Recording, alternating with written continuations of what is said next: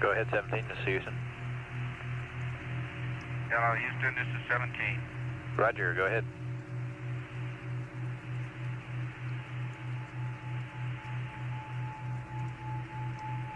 Houston, go ahead.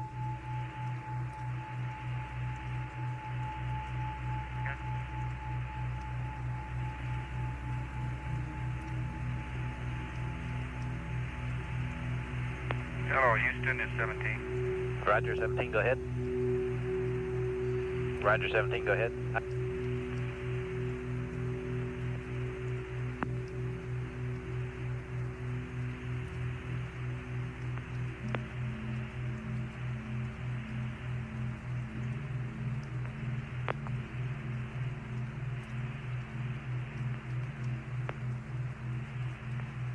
Hello, 17, Houston, you read? Honeysuckle Comtech, Houston Comtech, net 1. Goddard voice, Houston Comtech, net 1. Goddard voice. Roger, Goddard, I'm reading you loud and clear. Honeysuckle, I'm not getting to him. Hello, Houston, this is America, over. America, Houston, stand by. If you read us, don't change anything in the cockpit yet. 17, Honeysuckle. Roger, Honeysuckle, I read Hello, you. Honeysuckle, 17's reading you loud and clear. Roger, we have a comm outage. I'll be right with you. Okay, very fine. How are things down there today? Fine, your weather report was beautiful. The call this morning. Your country looks beautiful from here.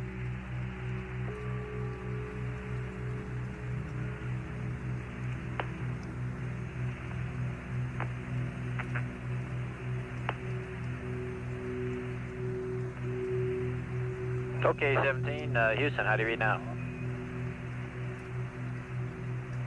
We got you, Bob.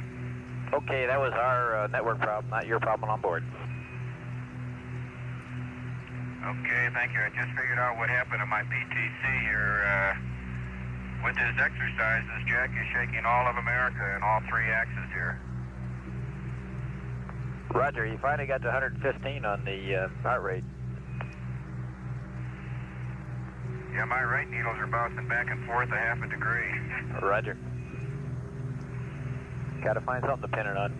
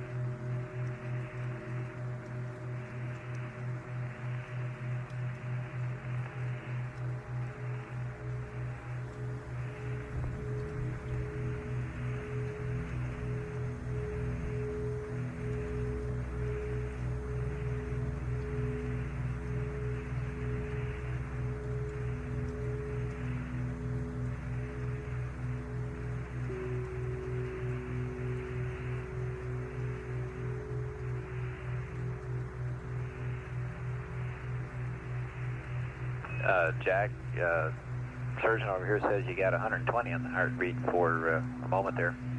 122 right now.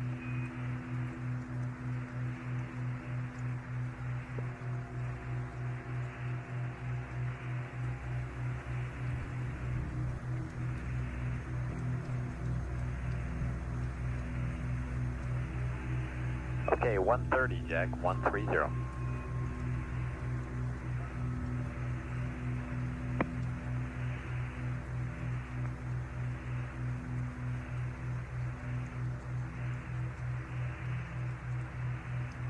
140, Jack, 140.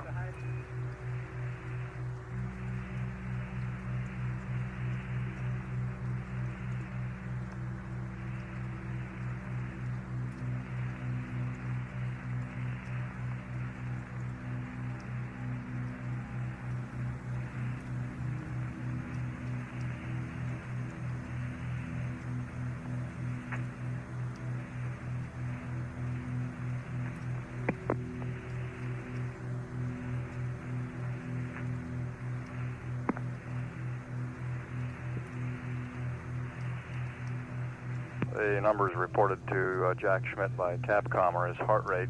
You heard him report a heart rate up to about 140 beats per minute, as Jack is apparently continuing to exercise vigorously with the onboard exerciser. This is aimed, among other things, at keeping the cardiovascular system, which tends to get lazy in zero gravity, in condition.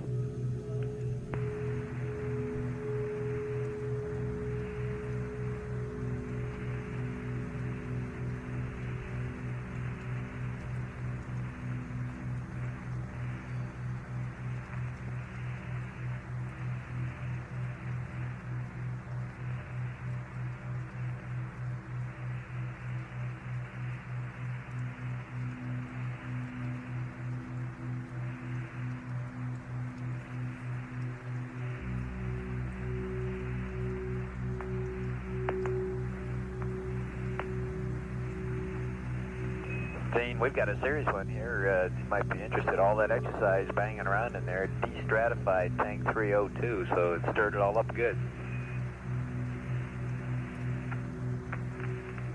Yeah. Glad we brought him along then. We found some use for him. Once an ECOM, always an ECOM.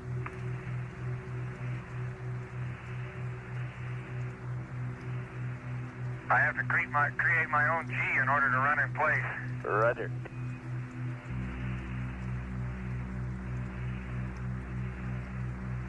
How high up did the heart rate get, Bob? We got you at 140, Jack. Were you running in place? Is that 140 was... Yeah, I'm underneath the right-hand couch, holding on to the main YY strut with my hands and running against the LEB. Roger, it worked real well, 140, and you were running in the mid-60s, so you picked up about almost 70 beats there, no problem. The surgeon is very happy. Well, I'm happy too. You know, it took a while to find a technique. I got up to 90 with just isometrics, pushing against the couch, and the running is obviously what it takes. Oh, Roger. But I don't, Bob, I really don't feel, I guess I lost it.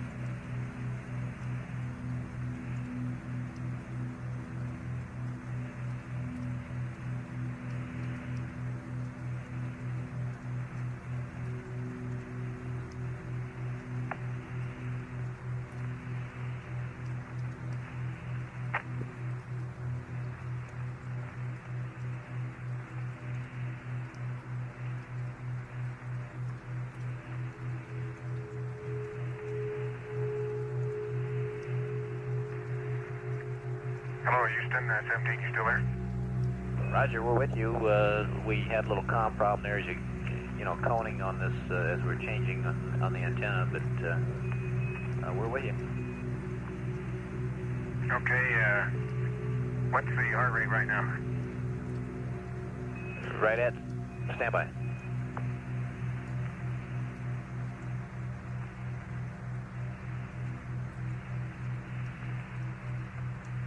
We had a data dropout, Jack. That's why I'm holding on. And it just came on, and we'll tell you in a second here. About 60, Jack. Right about 60 even.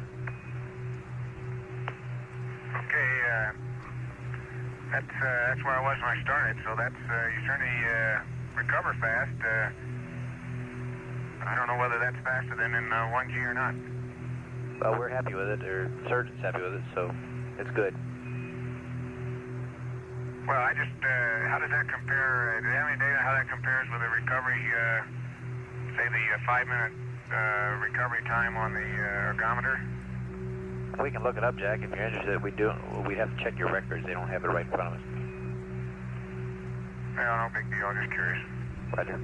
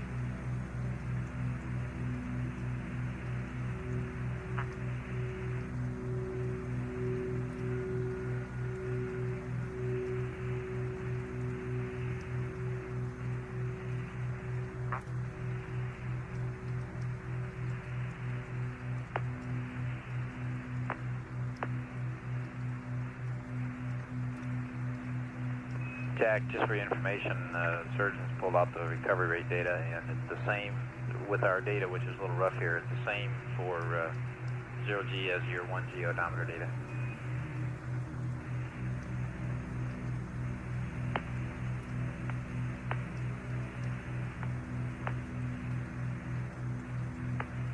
Okay, that's very interesting. Roger.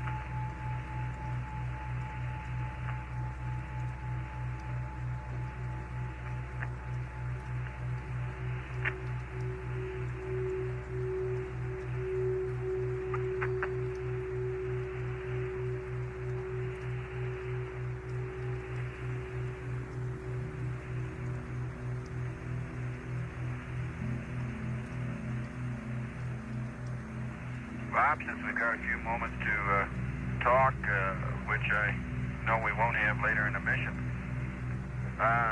something I don't ever remember happening, but it's happening now on the windows. That's the 1, 3, and 5, but not 2 and 4, is that in the center of the window, about 6 or 8 inches in diameter, as you come through the night side of the rotation, you pick up a very light, you might call it even a frost. Very light frost on the window, more like a moisture frost, film of moisture or film of frost, not very thick like crystals at all. As you come through the sunlight, it tends to sublime away, but you never fully lose it until you go back into darkness again. The very artistic, definite ice crystals that we had on my number 1 window over here yesterday, I think we reported to you this morning that they were gone or they sublimed away. But the impression they left on the window is still there. It's very sharp and it's very evident. Roger, we copy that.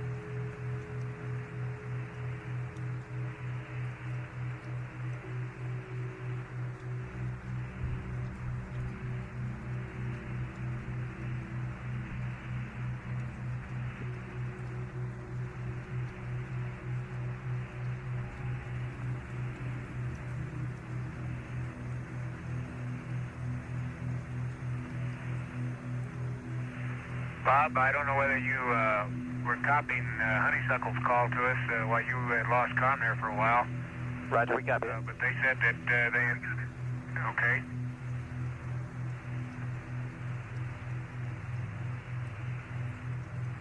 I kind of concurred with your weather report there, Jack. Well, lucky guess. I might say that the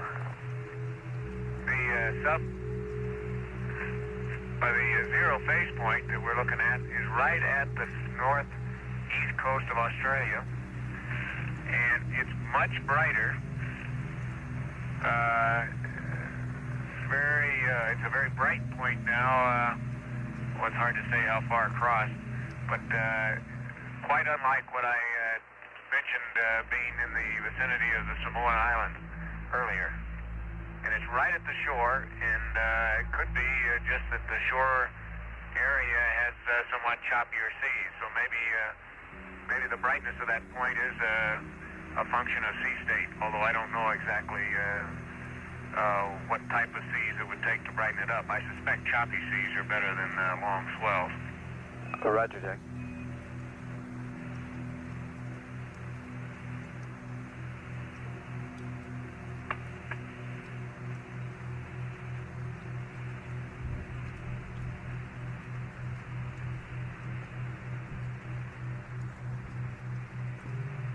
That front seems to have slowed down its progress. It's about in the same position, possibly slightly farther north than when I started talking about it this morning.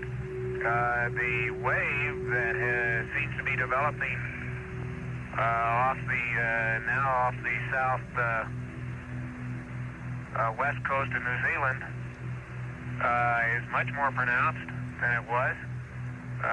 Definitely seems to now have a slight cyclonic pattern, clockwise pattern, and I wouldn't be surprised if next couple days that moves along the front over towards Sydney,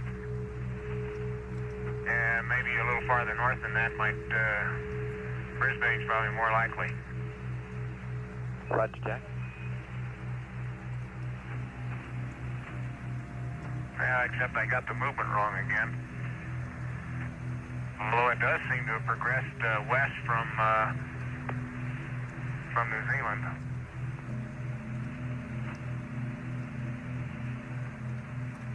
Roger.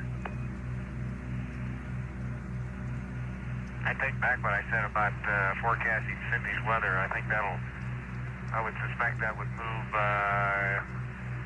to the northeast. Like, now that I look, it seems like an earlier front, which is partly dissipated, had the same kind of motion, and now lies considerably north and east of the one I've been talking about.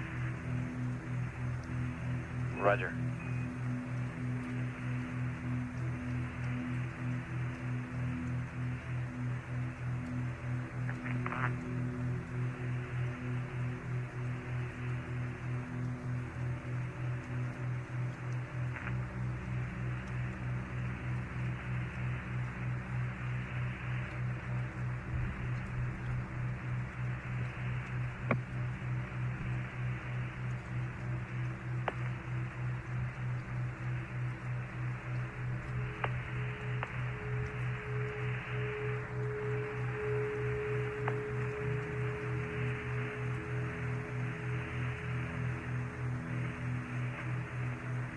Thinking back on some weather briefings we had last week, Bob. Are you there? That's affirmative. I'll talk to you later. I think we're losing you for a little bit here. Okay, Jack, we're reading you loud and clear right now. Oh, you're going out a little bit now.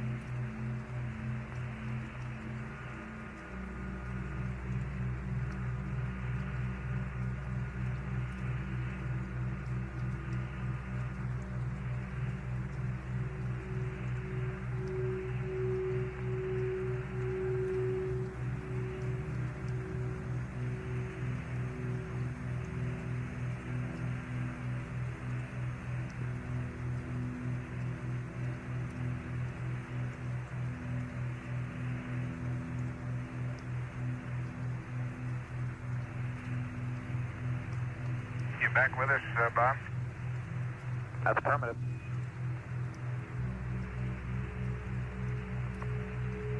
Okay, I was going to try to recover there from that last few statements.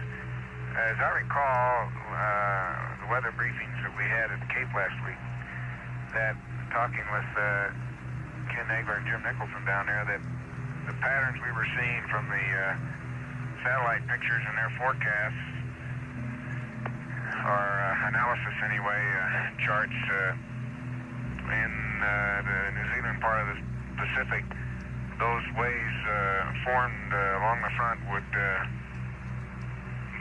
move north and then curve east. And that appears to be the pattern that was visible in one of the older fronts. And I suspect if that pattern would hold with the way that's developed right on the coast of New Zealand now, that it might move on up the western coast of New Zealand. We'll probably have a chance to watch that the next few days and see what happens to it. Roger, Jack.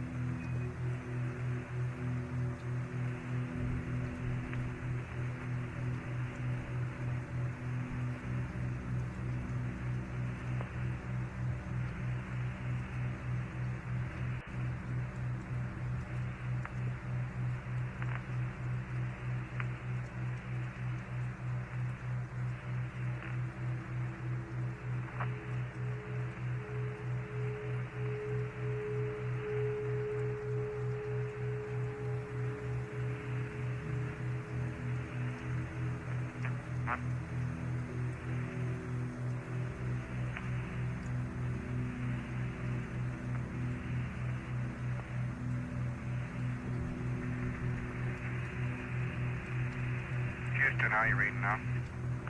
Reading you loud and clear. Okay, Bob, as I look at the clock, we're just 24 hours ago, we were about within our hold somewhere. For this period, yesterday we were in our hold, and I think it goes without saying, but we'd sure like to pass on our debt of gratitude and thanks for the response that the people down at the Cape came up with, and particularly at Marshall. I think we all knew no one would be going anywhere unless everyone was satisfied that we were going all the way, and that's certainly the way we felt, but we do want to thank everybody who had a part in making that come true. Roger, Gene, I think it was a superb show between the Cape and Marshall and Houston, and probably even Goddard with the network, and just about everybody concerned really had to do some work there to bring it off, and it went off real smoothly. You know, after flying with Stafford a couple times and having that happen a few times back, I thought maybe he was aboard. Okay.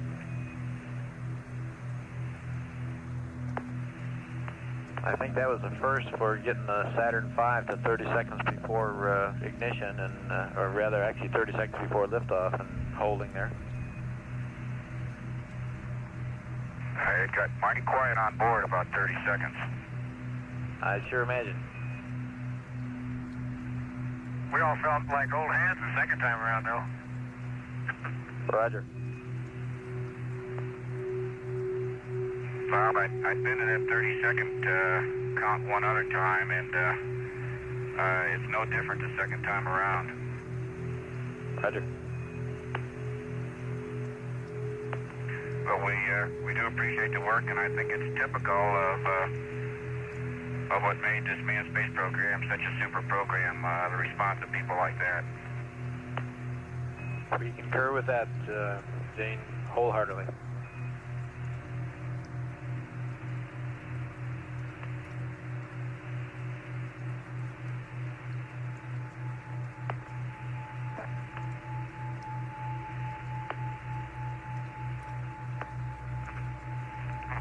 And with that in mind, tell everyone to stick around because there's a lot yet to be done. You better believe it.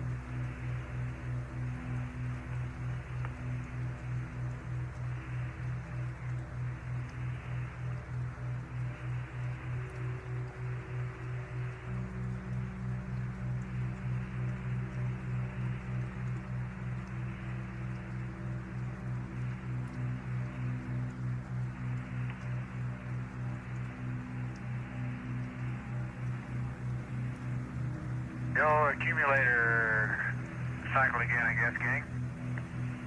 Roger, we're seeing it.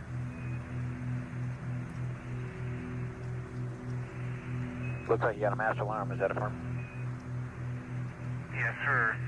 That's how we tell these days. Although it doesn't happen all the time, and I guess as long as whenever we have that waste vent closed, we probably wouldn't be bothered by it at night. Roger, that's our feelings here, Jack.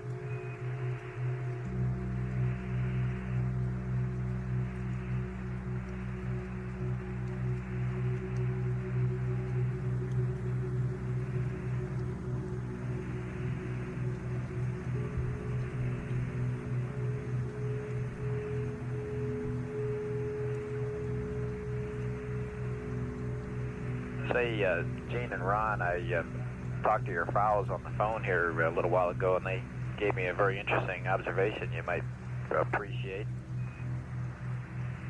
They were standing close to some water when launched, and they noticed that when the booster lit up, something scared all the fish because the water literally began to boil with fish jumping from the light, I guess, or from the shock wave, something. It was made a very distinct impression because that's the first thing both of them told me about. That's pretty neat. It's a neat way to go scare up the fish, I guess. Right.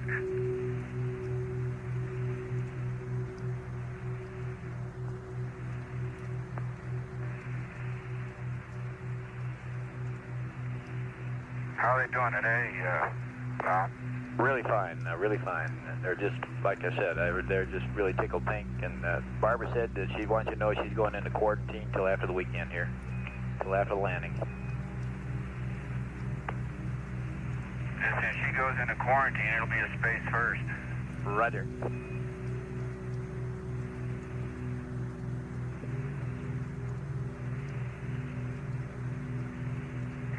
You got to be careful now. You know what to tell them.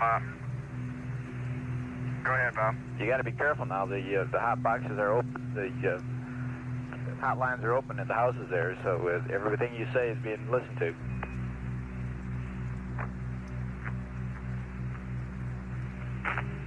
Yeah. Okay. In that case,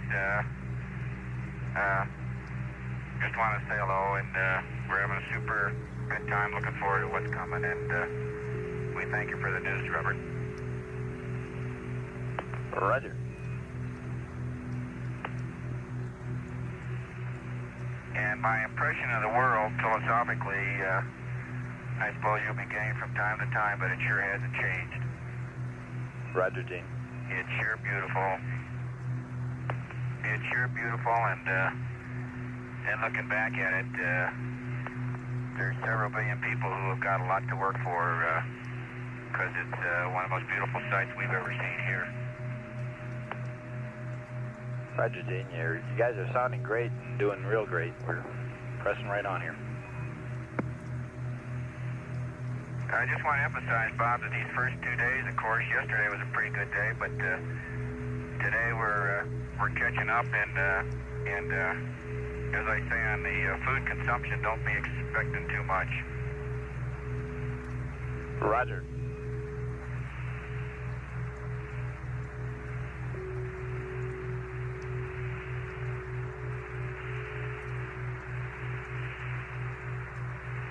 Acclimation and familiarity and stowage and preparation and enjoyment and relaxation are really the call of the day today, which is probably the most ideal day in a flight plan to put it, because it's probably the only one we'll have.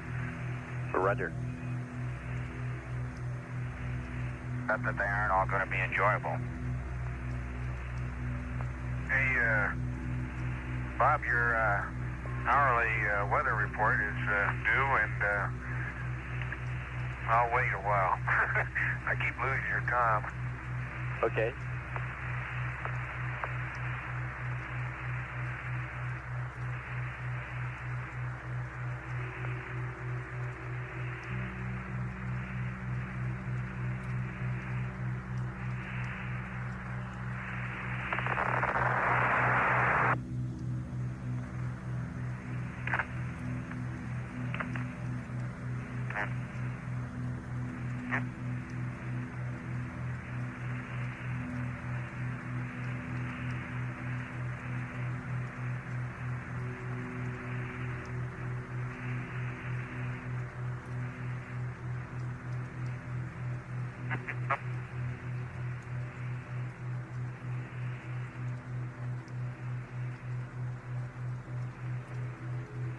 Bob, you there? Roger, Jack. We're standing by. Okay, I had a quick look and just bring you up to date. We're starting to be able to see the coast of Asia. Philippines are wide open today, and that tropical storm Teresa that I mentioned, I thought I could see. Indeed, I'm sure that's what that little concentrated mass of clouds was north of New Guinea. And I suspect, although I didn't get a good fix on it, that the folks at Guam may be in for some heavy weather.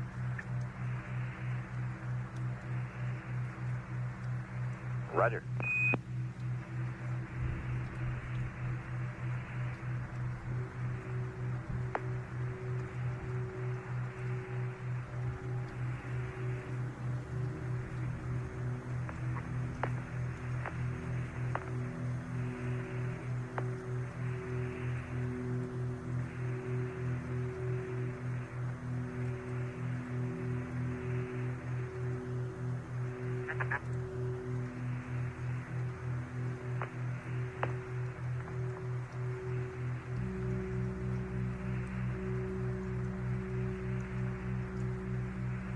Well, Bob, I got another pair of pictures, and that would be up to 134.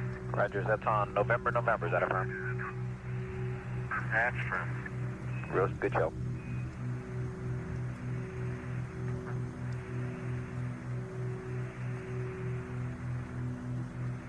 And that was taken last pass about 10 minutes ago, if you want to keep track of the GET. Roger, thanks, Jack. I'm doing that.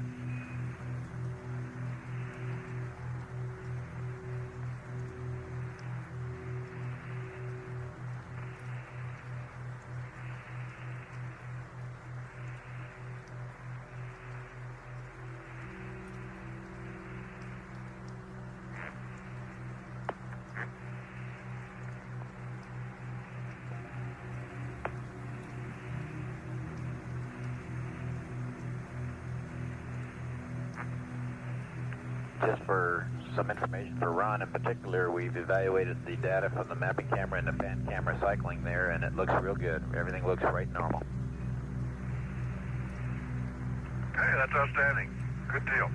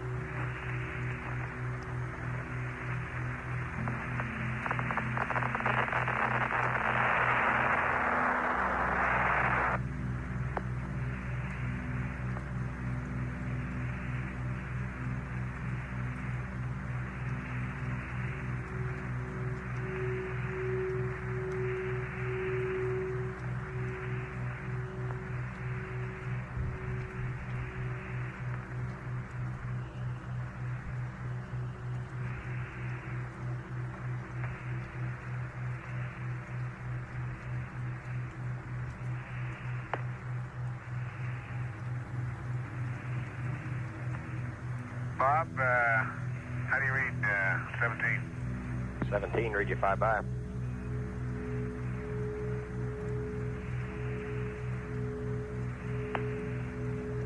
That's the strangest sounding Bob I ever heard.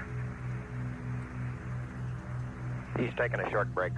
Okay, good. Nice to talk with you. Hey, I don't know whether you were around, Gene, the other day when I was talking about the circulation patterns around Antarctica. We were looking then at the Indian Ocean, or actually South Atlantic and the Indian Ocean region. And you see the same pattern at about the same latitude, say 60 degrees south, where all the linear cloud patterns, which presumably reflect the various cold fronts, are arcuate with their convex sides, or more actually almost pointed sides, all lined up in a west to east direction around that latitude. It's quite a spectacular period circulation pattern. And the little wave that I mentioned on New Zealand seems to be beginning to form another arrow or another convex point on that front that's fitting right into the same circulation pattern. Okay, copy. That would make 4 of those major convex fronts that I can see from this view crossing south of Australia up into the South Pacific. Okay.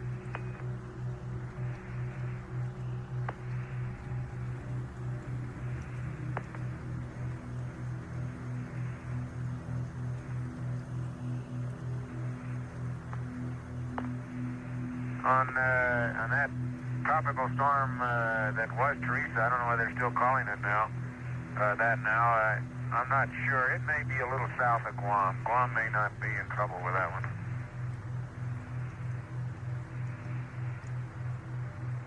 It looks like it's just a bit to the west of Manila there. About 5 or 6 degrees, or more than that about.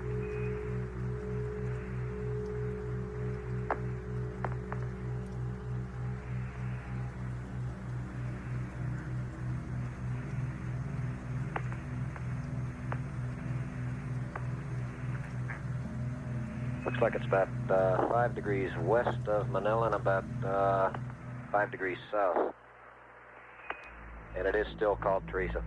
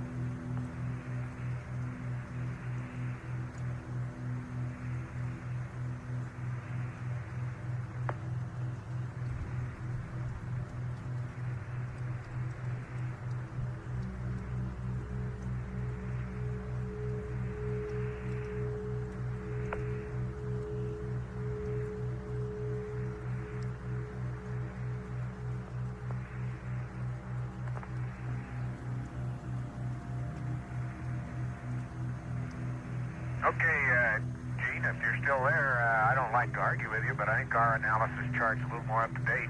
Okay. In the center, that area you you just mentioned is very clear now, east of the Philippines. Did you say west or east of the Philippines? West of the Philippines.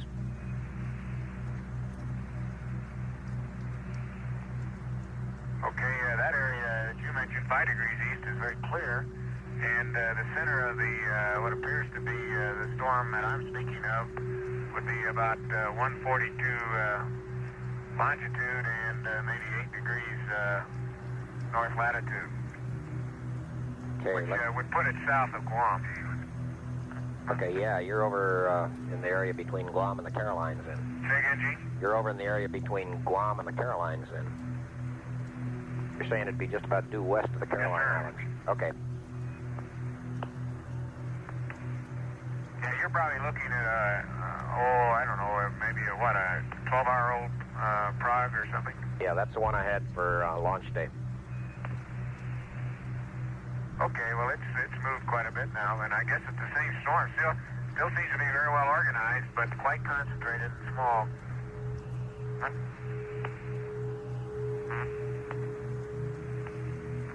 Okay, I'll get a new prog in and compare your estimate there.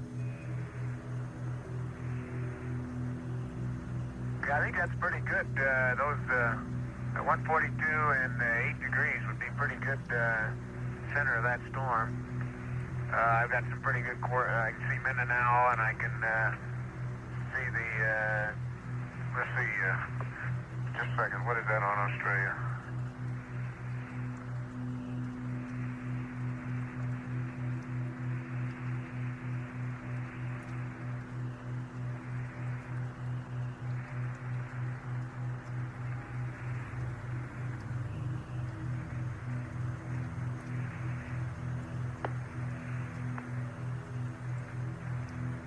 Yeah, of course, that's Port Moresby. I can see that point there, and between those two, I can pin that down probably within a couple degrees. Okay. We'll get a satellite photo and bring it in here in just a bit.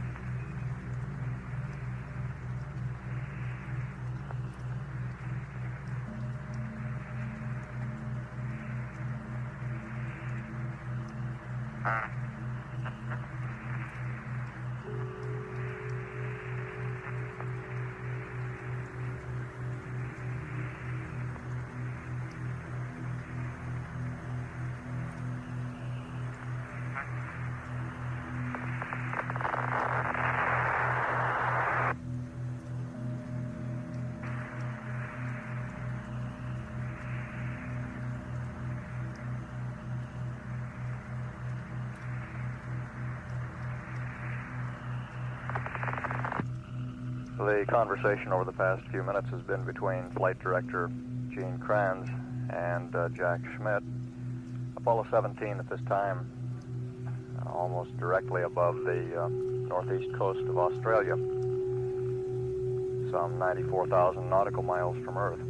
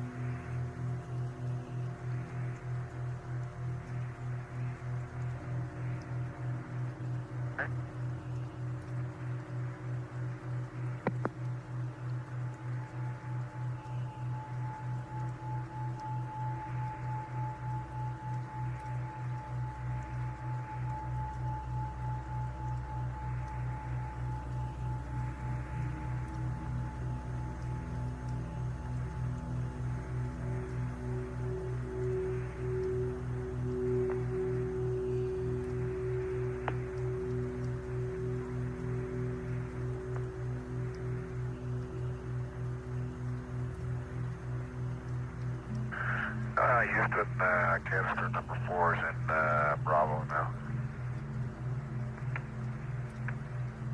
Roger, we copy that.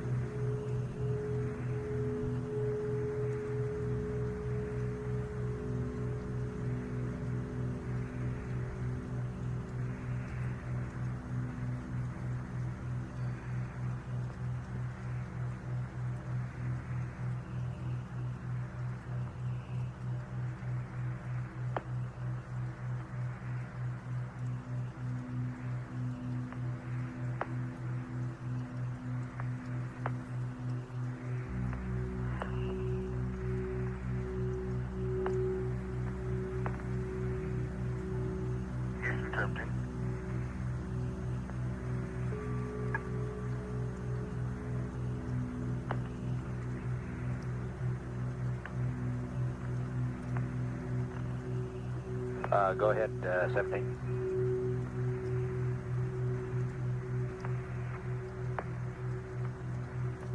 Okay, Bob. It's that storm just off the south west coast of New Zealand is still intensifying and has both high and low level clouds, as you can see by shadow lines.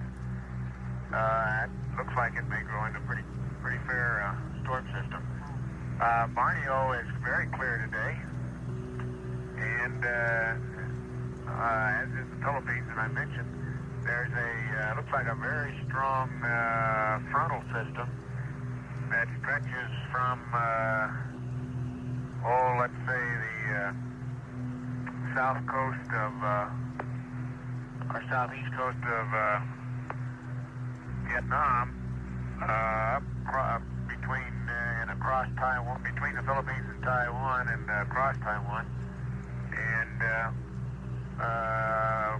right along, and I can't tell, I think just south of Japan. I can't tell whether Japan's in the front or not. I'll look at it some more. The strongest storm center that I can see on that is way north, and probably Hokkaido has a fair amount of weather from that storm system.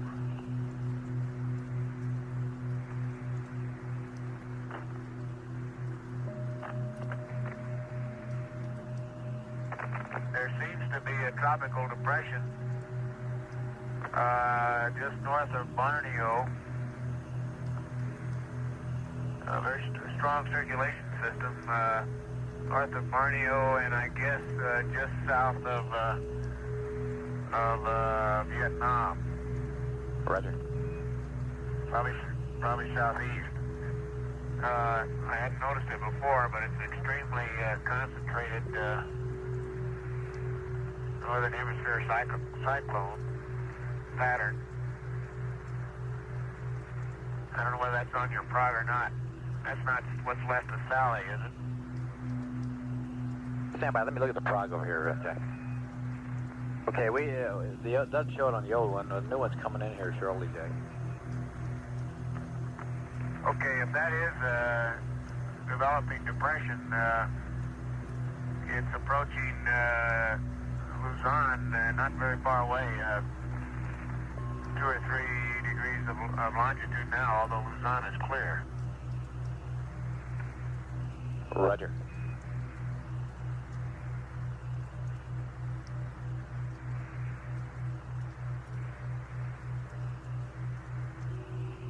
I can see Korea quite well, Bob. It's clear today. Yeah, we've got the front, the leading edge of the front on our prog was past Korea and on Japan, and you've got it moving quite a bit further east there. Well, I'm not absolutely sure. Master alarm on the accumulator. Roger, we copy. I can't make out Japan specifically yet, but it's clearly past Korea, and by inspection, it looks like it would be also past Japan by now, the trailing edge of the front. However, the circulation center on farther northeast may be affecting Hokkaido, as I said. Roger, like I said, the front on the old prog for yesterday showed that front on the other side of Japan, so it moved across pretty well.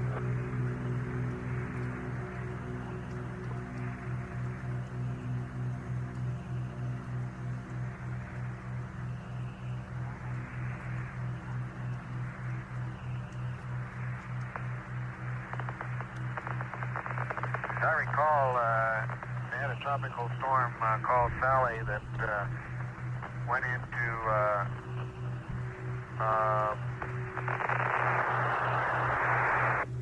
few days ago, and so I suspect this new one that I think I see between Borneo and Vietnam may be something else. A new depression, or I may be fooled by it.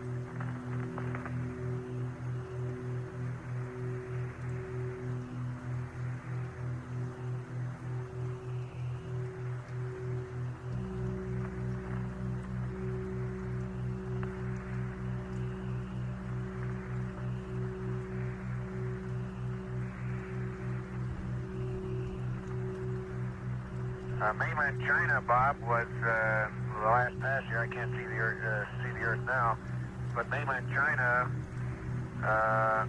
looked like it was clear as far as I could see. There might be another front quite a ways inland, but that gets right at the limb, and I can't tell. But Korea, Yellow Sea, and the regions of China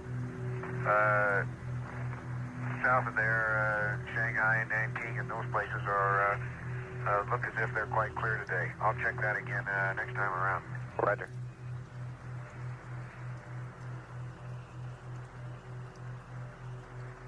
And Jack, we're ready to terminate the charge on battery B and start the charge on battery A.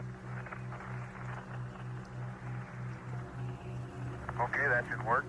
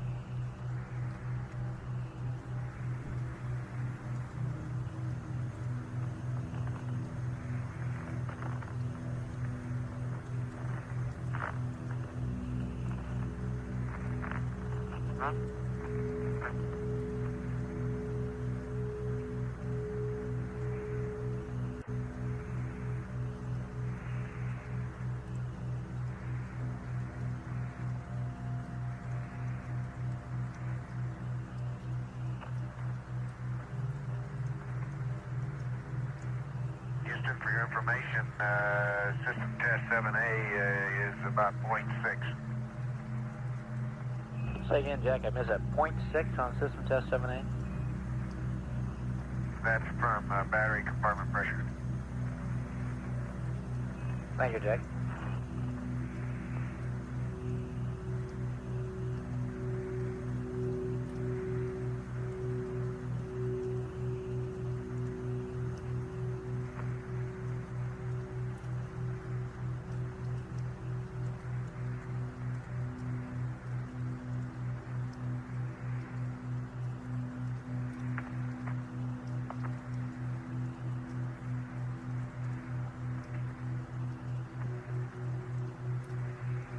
Okay, Bob, battery A is being charged now.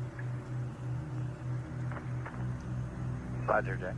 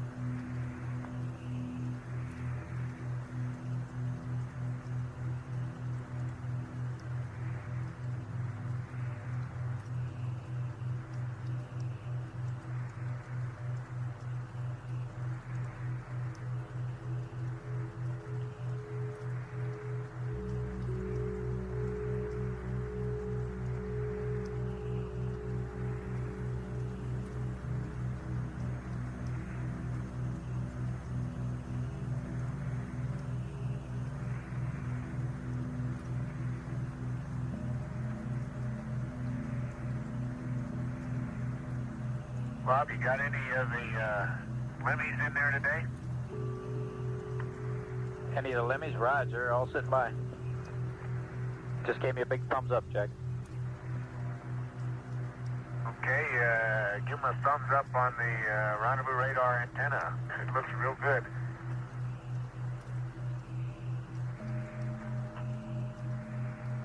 Roger.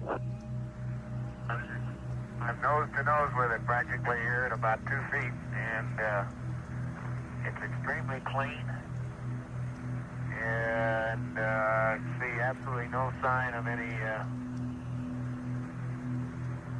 abnormal with it. Roger.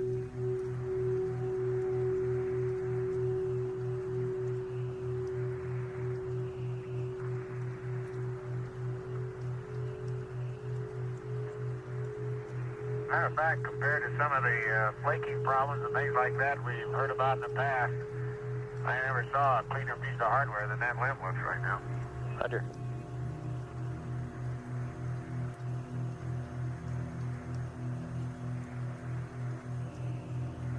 Appropriately, finally, we're starting to use it during the Christmas season. It sure looks like a Christmas package with all the orange tape on it. Roger.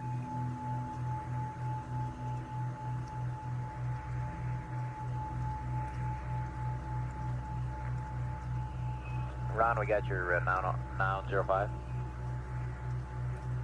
Okay, I'll go ahead and accept that one this time.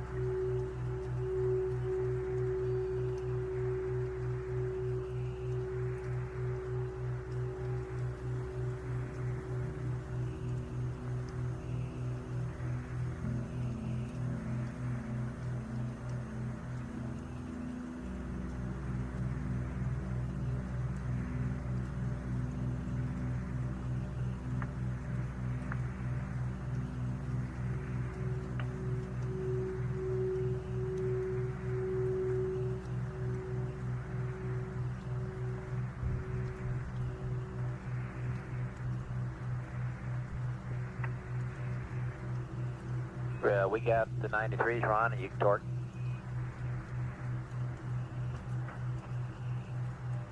Okay, I'll torque it to 940.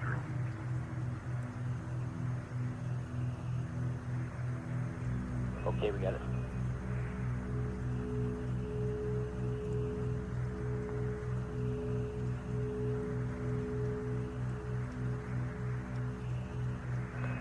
And Jack, we've been looking at our records. We don't have a previous system test reading for 7 Alpha. Do you recall of any previous readings on that one?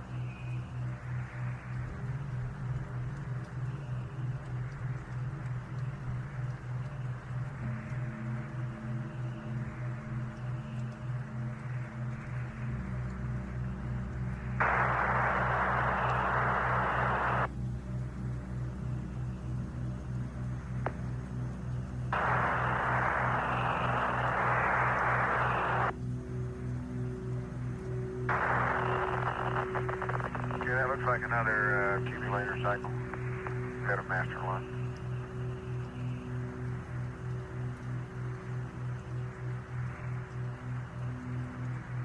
We dropped data just in, Jack, so we can't concur or confirm it.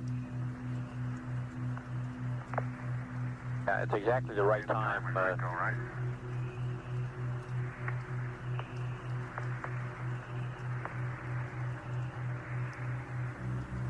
Bob, you cut out about your system test meter discussion. Roger, Jack. Do you have any previous 7 Alpha readings? We don't have any in our log here, and we're just wondering what the past readings on that was. No, I think that's the first one that we would have been called to make after a battery charge, right? That's firm, Jack.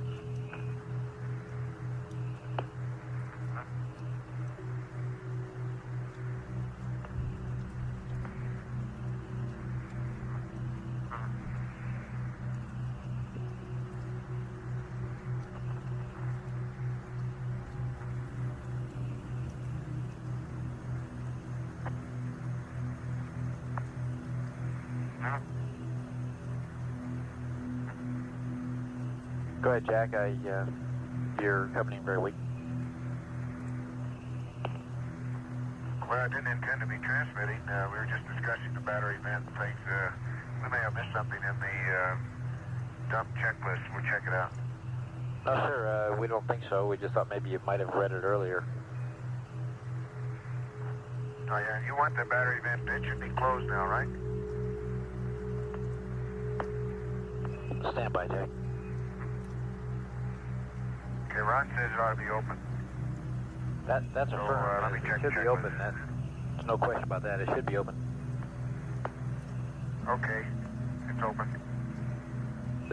No problem, Jack. It should be open, but the value appears a bit low to us, and we'd like to read it again before you go to sleep. We may want to close it.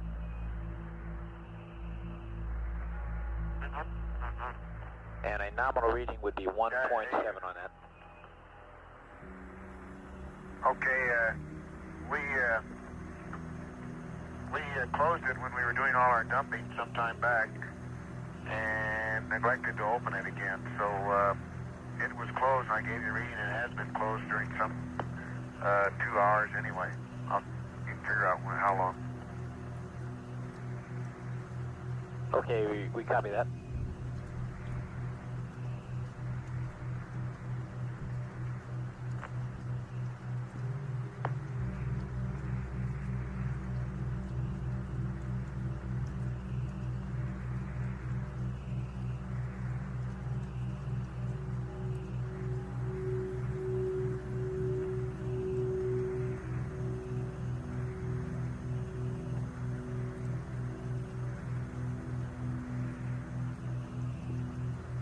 Jack, would you mind opening the vent and watching the system meter concurrently with it?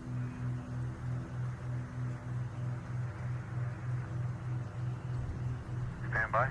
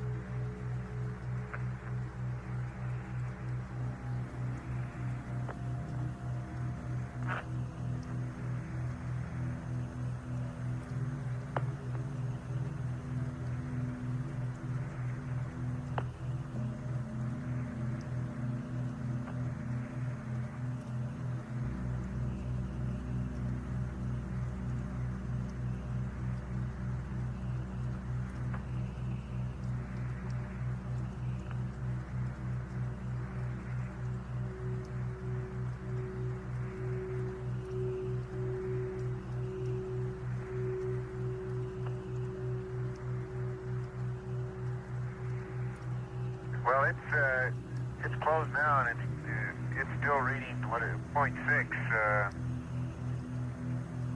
You want us to open it again? Right, open the vent and... I mean, it's open now. I'm sorry, Bob. It is now open and reading 0.6. It read 0.6 when it was closed. Okay, just leave it open now. Okay. And we will want to still check it prior to your sleep period. Okay.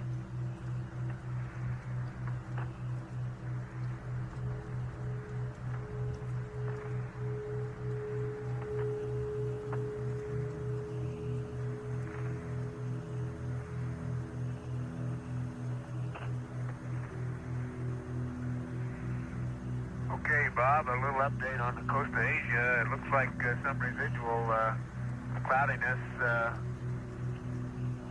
would be affecting the Busan region of Korea. And also, that's residual after the funnel passage. And it looks like maybe Shanghai, after all, may have some storms associated with it, but it's really hard to pick out exactly the exact coastline of Asia. But there are some clouds in the Yellow Sea behind the front. Look like they might be possibly some high cirrus as well. Jack, do you still see that storm that you said was sitting between Guam and...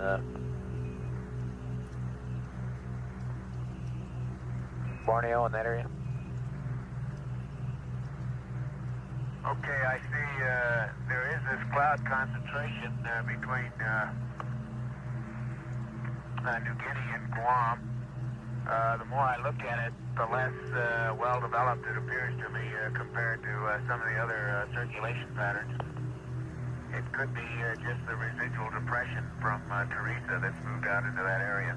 It is an isolated, relatively isolated cloud pattern, fairly small but apparently fairly dense, but it does not have a strong cyclonic pattern to it. Nothing at all like the pattern that now exists above Borneo and seems to be moving towards Luzon. Roger, we copy.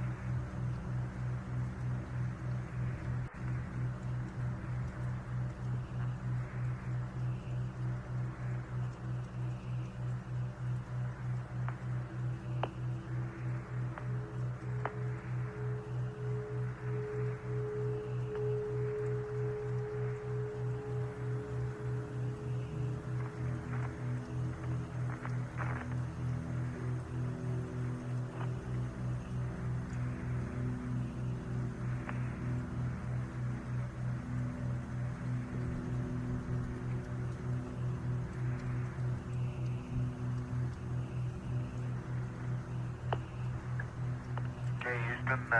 We're moving into pieces of the pre-sleep checklist. Here's some onboard readouts for you. Battery C is 37.0. Pyrobat A 37.2. Pyrobat B 37.2. RCSA 95. Bravo 94. Charlie 94. Delta is 96.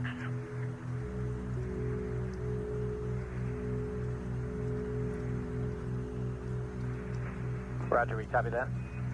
And if you started, we don't want you to reinitialize the PTC until about 2400 on the timeline.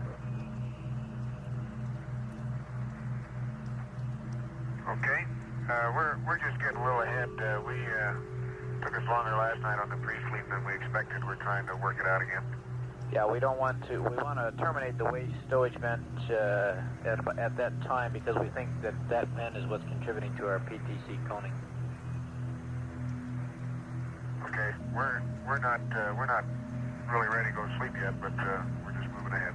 Roger.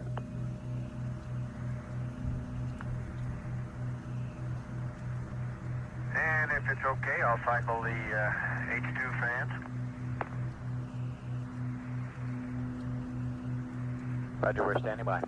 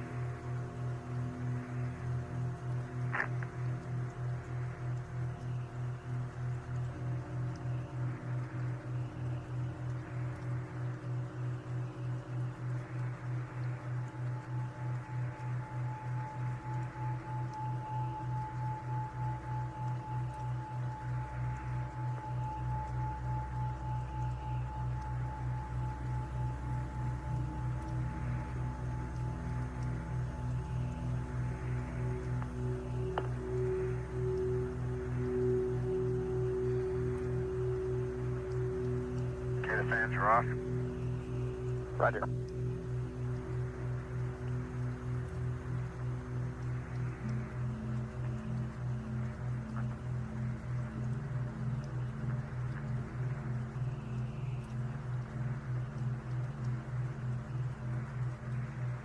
This is Apollo Control at 23 hours 25 minutes. The crew has completed realigning the inertial measurement platform, a platform used as a stable reference. The spacecraft guidance control system uses it as a reference in determining its own attitude. They've also been charging the two entry batteries that are used during peak electrical loads of liftoff, and then are recharged during the translunar coast when the fuel cells are producing a surplus of electrical energy. They've recharged one of those two batteries and are in the process of recharging the second one at this time.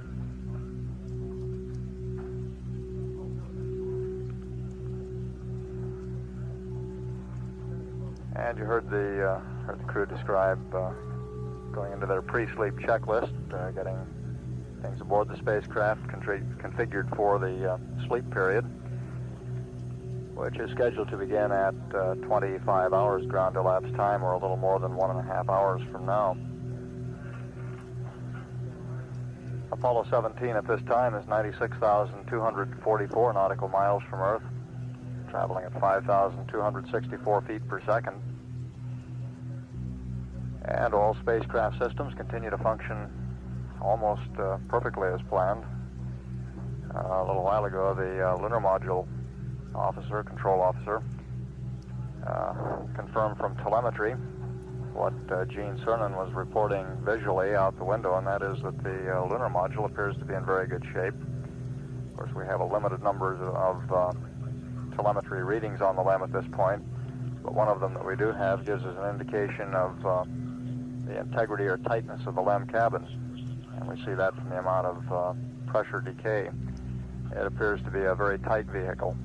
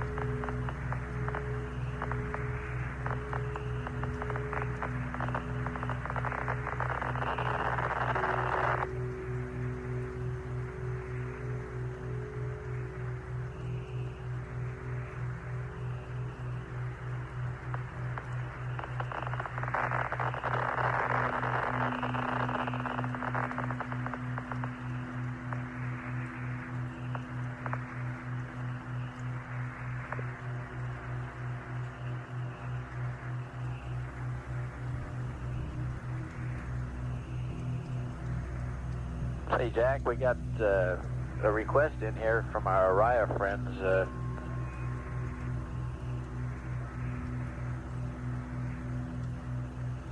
Go ahead. They were just wondering if you're looking out that way, if you could give them some sort of an update of what the weather in the Wake Island, Kwajalein, the south of the Wake area looks like. Okay, let me work on that one. Okay.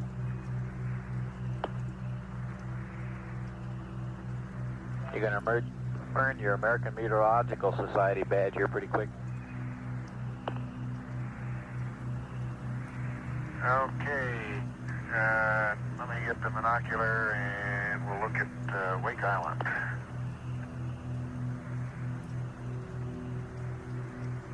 I miss having all those nice latitude and longitude lines on the globe. Yes, sir.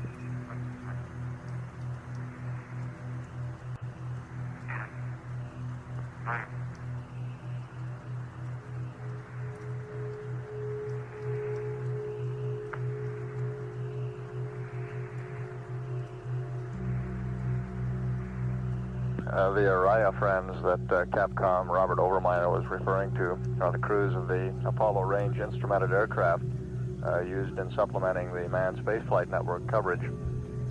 They'll be leaving from Patrick Air Force Base prior to the end of the mission and flying into the Wake Island area to be on station during Apollo 17's re-entry and splashdown.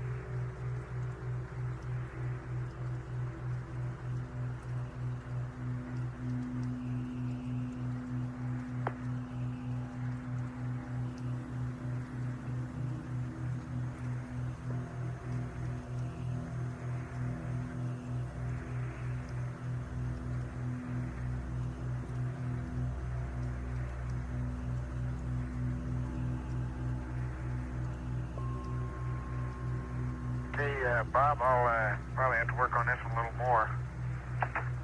But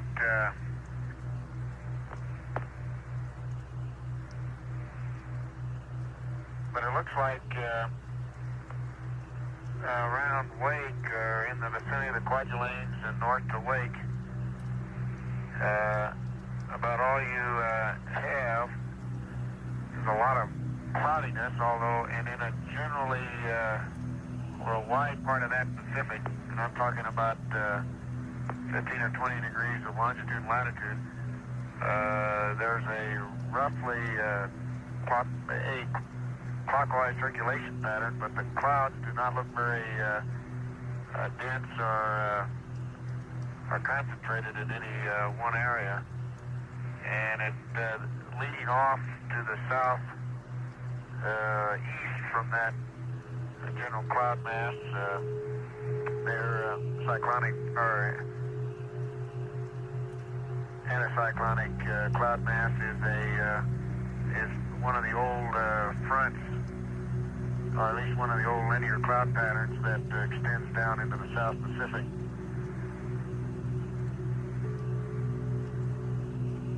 Roger, Jack. I'm sure the Orion troops are listening down at Patrick and cloud all that. Well, my guess is, Bob, and it's purely a guess, is that they're probably, if they were out there right now, would be experiencing intermediate layer clouds with scattered showers and not too strongly developed circulation system, so I can't predict the winds, but I wouldn't expect them to be anything what might be down associated with the remnants of the tropical depression Teresa. Now that Teresa, what's left of it, if I'm correct in picking it out there, probably is moving in that direction, although it looks weak enough that right now I don't think it'll be any big problem, and it may in fact go south of there. Roger, the frog I got in my hand for 3-hour-old weather has Teresa located just about in the Manila area. Did you concur with that, or do you think it passed the Philippines? Well, I don't. Manila's clear. The only thing approaching near Manila is this other storm center that now is north of Borneo, and to the east of Manila, it's clear all the way over to this little cloud mass that I was guessing might be Teresa. Roger. Well, I say this was 3 hours old, so... About, I gave Gene Krantz some coordinates on it. You can look it up. Those were pretty good coordinates for that cloud mass. Now, whether that's really Teresa or not, I don't know.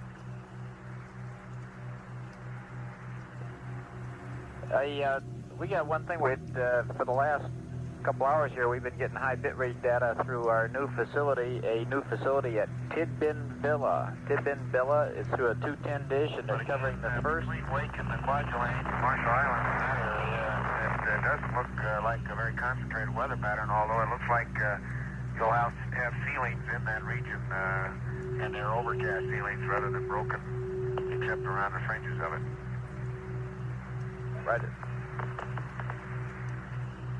We'll keep an eye on it, of course.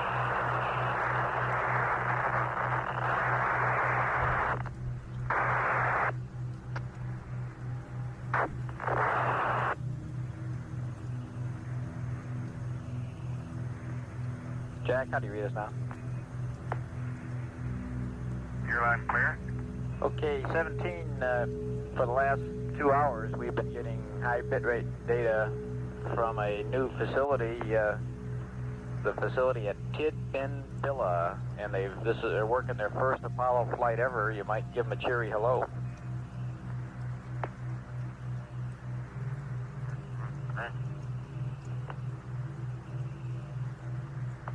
Tidbin Villa, is that correct? That's affirmative. Very close to the honeysuckle site. That? Very close to honeysuckle. Well, how you doing, Mike?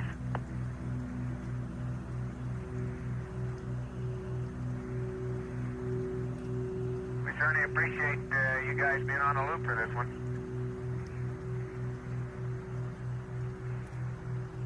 All right. Bye.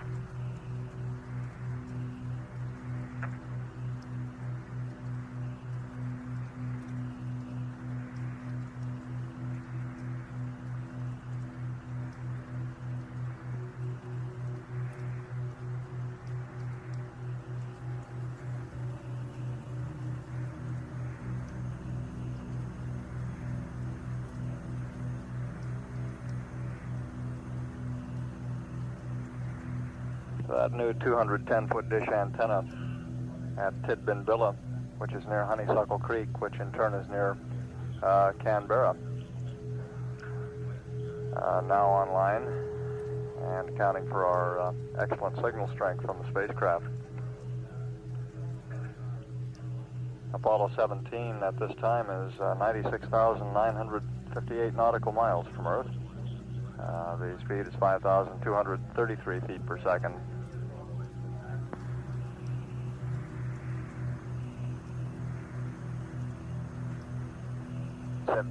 Houston, we'd like accept, and we'll update your gyro drift, the pitch roll and yaw drift. Okay, you got accept and poo. Roger.